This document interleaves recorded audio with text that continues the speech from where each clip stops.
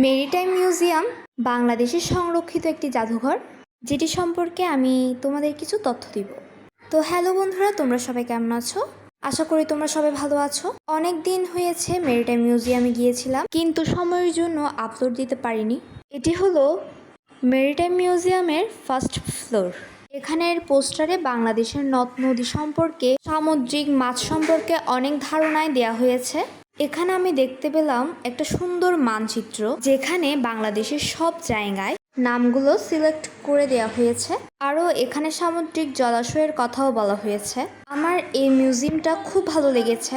Bangladesh marine academy একটি পুরাতন কক্ষে স্থাপিত বাংলাদেশ মেরিটাইম মিউজিয়াম। এই জাদুঘরের যাত্রা শুরু হয় 1995 সালের জুন মাসে।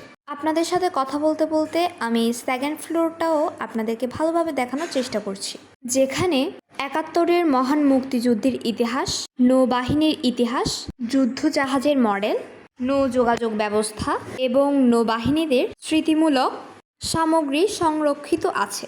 আরেকটি তথ্য খুবই গুরুত্বপূর্ণ, এটি চট্টগ্রাম নৌবাহিনীর উদ্যোগে এবং জুলদিয়া মেরিন একাডেমি অ্যালামনাই অ্যাসোসিয়েশনের JMAAA সহযোগিতায় প্রতিষ্ঠিত হয়েছে। 2022 সালের 5 মার্চ কাজের দেউরিতে জাদুঘরটি সম্প্রসারণ করা হয়। আমি মনে হয় তোমাদের অনেক নতুন তথ্য দিতে পেরেছি। এখানে অনেক জাহাজের চিত্রকলা রয়েছে, প্রতিটি জাহাজই ভিন্ন ভিন্ন। এখানের একটি লেখা আমার খুব ভালো লেগেছে, একটি দেশ এবং তার নৌবাহিনীর জন্ম। আপনারা হয়তো অনেকে এই মিউজিয়ামটা ঘুরে এসেছেন।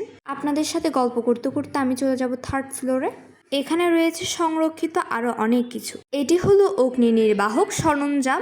কোথাও আগুন লাগলে আগুন নেভাতে কি কি লাগে তার সরঞ্জামগুলো এখানে রয়েছে। এখানে আরও বলা হয়েছে বাংলাদেশ সামুদ্রিক অংশীদারগণদের কথা। আর এখানের পোস্টারে বিভিন্ন সংস্থার সাহায্যের কথাও তারা উল্লেখ করেছিল। আর আমার তৃতীয় তলার সংরক্ষিত সব কিছুই ভালো লেগেছে। এখানে বাংলাদেশের নৌকাগুলো কিভাবে আগে ছিল, কিভাবে এখন হয়েছে নৌকাগুলো, সে সম্পর্কেও পোস্টারে বিশ্লেষণ করা হয়েছে। নৌকাগুলোর নিচে বজরা নৌকা, চাঁদ নৌকা এমনভাবে ব্যাখ্যা দেওয়াও আছে। যারা এই মিউজিয়ামটিতে এখনও আসেনি তারা এসব উপভোগ করার জন্য তাড়াতাড়ি চলে এসো।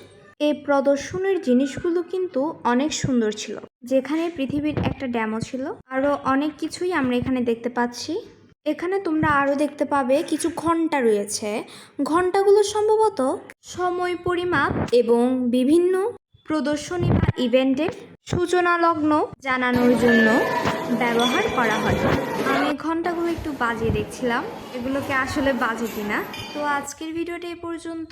আপনাদের সবার কেমন লাগলো অবশ্যই জানাবেন। ধন্যবাদ।